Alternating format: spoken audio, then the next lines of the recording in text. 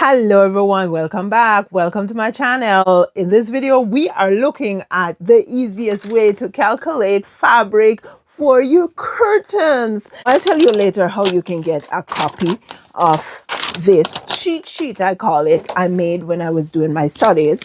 And so, yeah, in order to do our calculations, we need some measurements.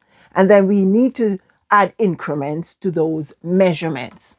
The measurements that we need are our finished width and our finished length. Now, when we talk about our finished width and our finished length, we are talking about a curtain panel or two or three that is done, right? It is finished. Have your top hem, your bottom hem, your side hems.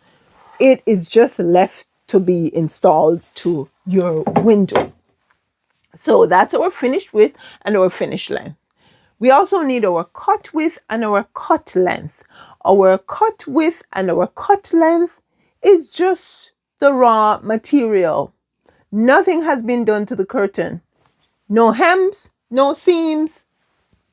As I said, just the raw material, right? Now, before we get into the increments that we need to add to do our calculations, most times we do floor length curtains, but there are situations where you may want to do something a little shorter. If you need to do a curtain that's a little shorter, I would say either go sill length or apron length, but never in between, right? It's like a pants that back home in Jamaica, we used to say that the pants fit like you're expecting a flood or something because it doesn't go all the way down. It's not committing down there. And so, yeah, if you need to make your curtain shorter, keep it at apron length or sill length. And if you're going to do sill length, take it 1/2 inch above your sill, no higher. If you're going to do apron length, take it 1 inch below the apron, no lower, because then it will look like it's a full length curtain that's not quite getting down there, right?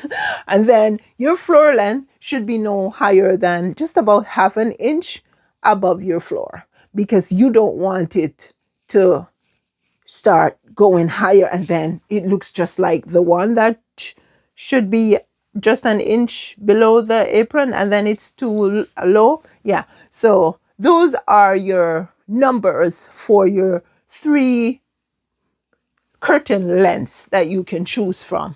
Now let's go ahead and look at our cut length, the raw material cut length.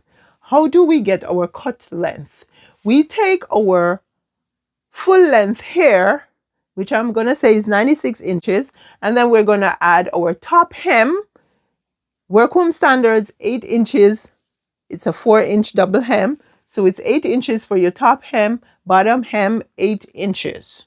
Then there's trim off. You can add an extra, which is wastage. You can add an extra 2 to 4 inches. If it makes you more comfortable, you can add even more. However, if you add more, it means that you're going to be buying more fabric. And if you're concerned about the budget, I would say stick to 2 to 4 inches. And that is because you never get your fabrics cut straight when you buy fabric in a fabric store, right? So you have to be able to square up that fabric and still have enough to use. And then there is your pattern repeat. You need to consider your fabric to know if I'm using a pattern fabric, is it an all over pattern? Then I don't have to concern myself about that. Is it a solid fabric, no pattern? Then I don't have to concern myself about pattern repeat. But if it is something like this, where there is a distinct pattern repeat, you can see where the pattern is repeating itself. Here, here. So we'll have to measure. Usually you measure from the center to the center, right? That's a standard, but I like to measure from the top to the bottom just to make sure, because sometimes your center can be a little off, right? And so you have to measure your pattern repeat and add that. And that is because you want to make sure that you have enough fabric to line up your pattern across the curtain panel. If you don't account for that, then your panel, your patterns are not going to line up across your window, and that won't be a good look. When we get our pattern repeat and our trim off and our top hem and our bottom hem, then we're going to go ahead and we're going to add these to our finished length, which is 96 inches. And that is how we are going to get our cut length, right? Now, let's move on to cut width, because we need a cut length and we need a cut width in order to do our calculations, right? So our cut width, the increments that we're going to add to our cut width will be our rod return. If you have a rod like this that goes straight across your wall, you don't have to concern yourself with a rod return, right? If you do have a rod that returns to the wall, that's what we call the return, right? It's not straight across, it goes back to the wall. Then you have to measure that and make sure you include your rod return in your calculation. We also need to add our side hems. Now, if we're doing 2 panels, we will have 4 side hems, right? 2 on each panel. Workroom standard, 2-inch double hem. It means that you need 4 inches for one side hem, 4 side hems. It means that you're going to need 16 inches, right? Now, our overlap.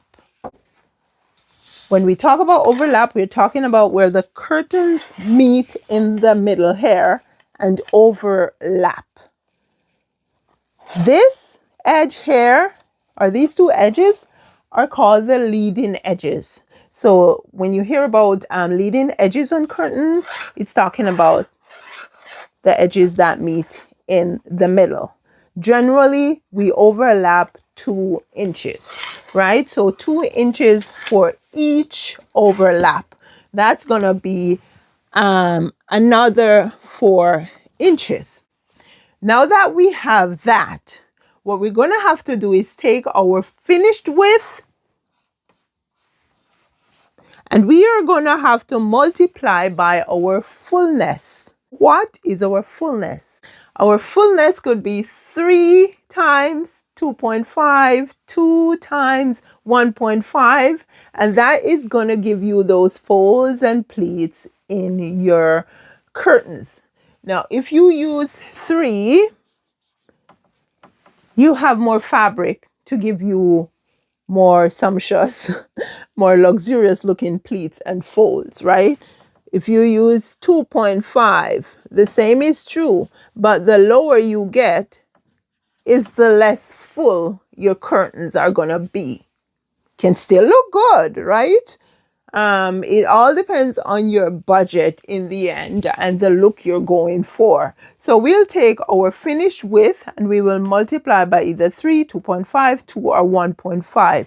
Whatever we get there, we are going to then go ahead and add our, if you have rod return, add your rod return, add your side hems, and add your overlap. And whatever we get there will be our cut width, right? So equals cut width. Now we have our cut width and our cut length. We can start doing our calculation. So what we will do is take our cut width going across, right? And we're going to divide that by the width of the fabric that we're buying. If we're buying fabric that's 54 inches, 60 inches, 48 inches, we will divide by that width, whatever the width of your fabric is. So if we divide our cut width by our fabric width, say we get like 5, our numbers jive, so we get 5, right? It means that we're going to need 5 widths of fabric to make the curtains that we want. Now, let's say this is how the fabric comes off the bolt from the store. This is how wide the fabric is. That will mean this is 1 width. So we're going to need 1, 2, 3, 4, 5 of this width to make the curtains that we want, right? And so after we have established how many widths we need, we take that number of widths and we go back and we get our cut length. And we multiply the number of widths by our cut length. And then when we get that, we take that number and we divide it by 36. It's going to be like a whole lot of inches, maybe 1,600 inches, depending on your measurements. And so what we do is divide by 36 because we want to get how many yards of fabric we will need to buy at the fabric store. And by the way, did I mention that I have a cheat sheet? Yeah, this is my cheat sheet that I made years ago when I was studying interior decorating. My idea now, my desire is to just share whatever I can to help others be able to do as much as they can do to help themselves. And that is why we are Comfy DIY Home. If you want a copy of this, just go ahead and check out my website. It's myname.com, and just sign that thing for the newsletter, and I will send you a printable copy of this cheat sheet. So my name is VALRINEVERNON.com. ValrineVernon.com. If you got value from today's lesson, please let me hear about it. Go ahead and give me some thumbs up and subscribe. Remember also to turn on your bell notification when you subscribe for all, so you don't miss out on any lessons that could either help you to do your DIY or that could help you to do your styling work. If you're a stylist, if you're interior decorating student, or if you're practicing interior decorating, I have a lot on the channel that could be good resource to you. So go ahead, hit that subscribe button. I can't wait to link with you guys in another video. Thank you so much for being here, and walk good now. Merry Christmas, everybody. Enjoy the season.